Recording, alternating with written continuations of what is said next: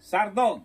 Search and Rescue Dog. Pag may training, may kasama tayong patalim o itak. Ay, malay mo, makasagupa ka na nga. Sunog kayo mo, duraan. Yan, radyo, whistle, o long leash. Abangan.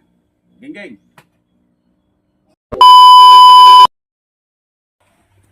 Magkabit tayo ng harang sa bangin para hindi madisgrasya yung aso natin. Kasi ang baba nito talagang bangin na. As in bangin. Malalim.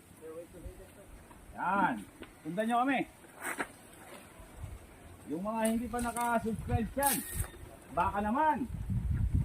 Yan. Request lang kayo kung anong video